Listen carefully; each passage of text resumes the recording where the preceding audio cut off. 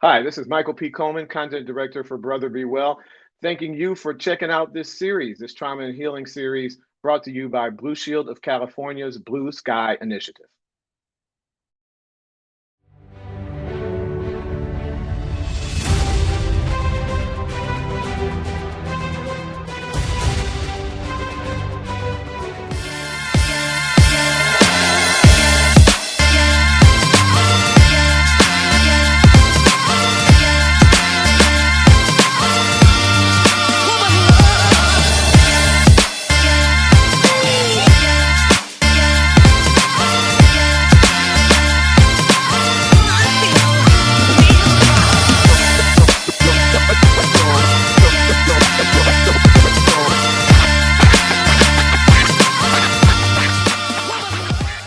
What's amazing to me, there's a lot that's amazing about your story, Patrick. One of the amazing things for me is that given everything that you dealt with, you didn't suffer major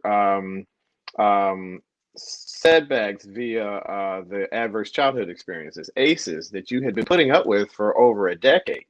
You found yourself at that point, from what I understand, you started suffering from nightmares, you had trouble sleeping, insomnia, and ultimately you wound up in the hospital with appendicitis.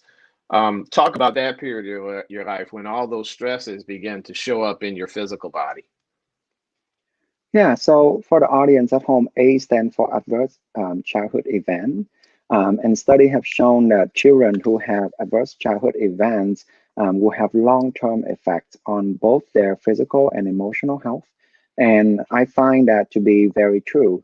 Um, Nightmares, I sleep quite well because I'm an active person. But from time to time, I still have nightmare, particularly back in the day when I was younger. I have a lot of nightmares surrounding my father and his beating.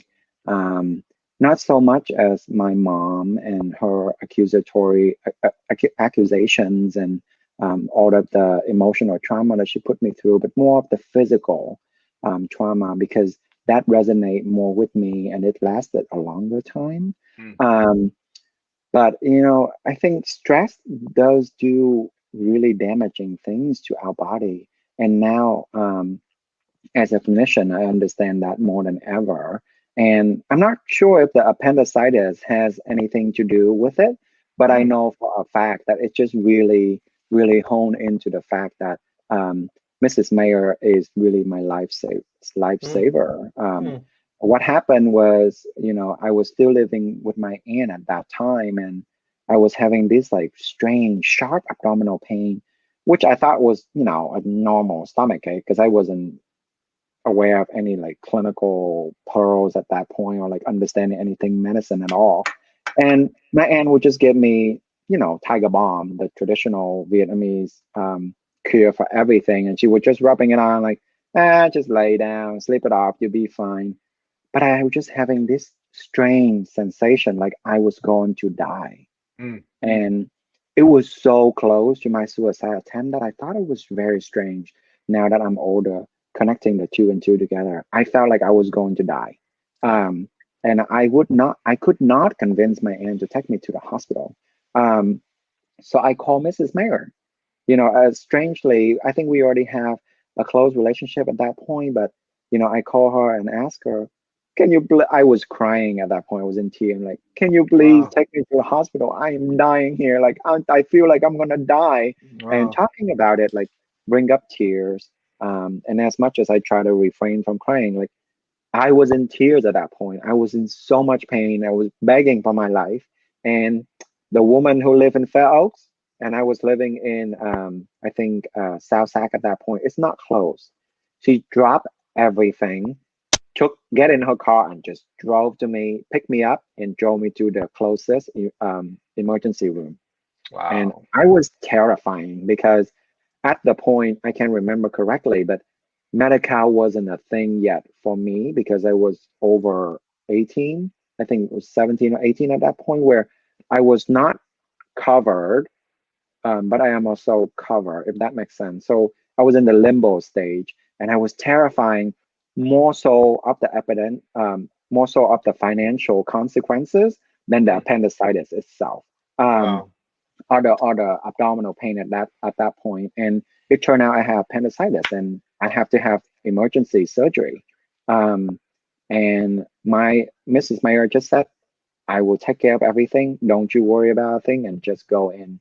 Um, and to have that person in your life, to have someone who just don't care about everything else but your life and your survival is truly a beautiful thing, and I can't thank her enough. And over the years, she saved me here and there, and it's too many times to count. Wow. Well, I'm going to ask you to count one more because, in addition to taking care of you physically, I understand that a couple of friends and Mrs. Mayer are the ones who identified or realized that you might be suffering from depression and you might need a little help, a little mental assistance as well. Talk about that period of your life. You were prescribed medication and you started therapy. Talk about both of Mhm. those and how both medication and therapy helped you on your road to recovery. Yeah. So it was a dark period of my life. I just felt like this whole story and interview is just full of dark moments. With some light at the end of the tunnel. That was a dark period of my life. Like I mentioned, I was already leaving my dad's place, my aunt's place, and moved out on my own. I got my own apartment at the age of, I don't know, 18 and a half. Mhm. Um, I was going to community college full time because I want to get the whole financial package. It's a lot of money for me at that time. And I was working 30, 35 hours a week at McDonald's still. I was under so much stress. And I was also starting to develop this concept that I may want to do something in the medical field. And because of that fact, I have to work extra hard to make sure my GPA is on point and that, I get the highest grade possible because I want to be competitive. So Mm. all of that stress just snowball to a point where I came home one day and my suicidal ideation came back. Mm. Um, I was, it was petrifying. I don't know if that's the right word. It's terrifying. Um, I remember in my head, I was thinking to myself, I don't want to die. Um, so I pick up the phone and call Mrs. Mayer, and we talked about it, and she decided that I need to see a psychiatrist.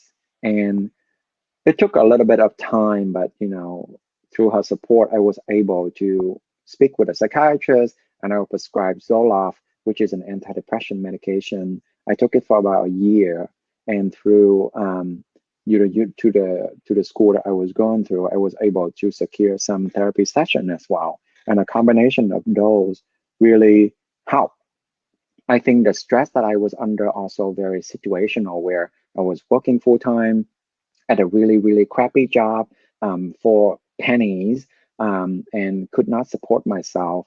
And as soon as I got a different job, actually, funny is at a mental health agency, which is used to be Mental Health America of Northern California, and now is known as Cal Voices.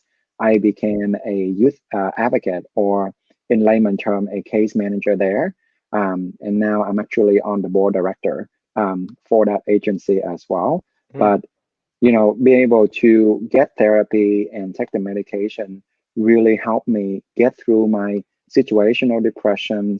Um, I have not dealt with my depression and PTSD properly because I still haven't secured myself the level of insurance that I need and the Mhm. financial situation that I need in order to go to therapy long term and Mhm. really address my mental illness or mental health conditions. But that is my goal in the future. Mhm. Mhm. You strike me as someone, anytime you set a goal, you're going to achieve that, Patrick. So I can see that coming for you already. I've Thank got that you. vibe from you.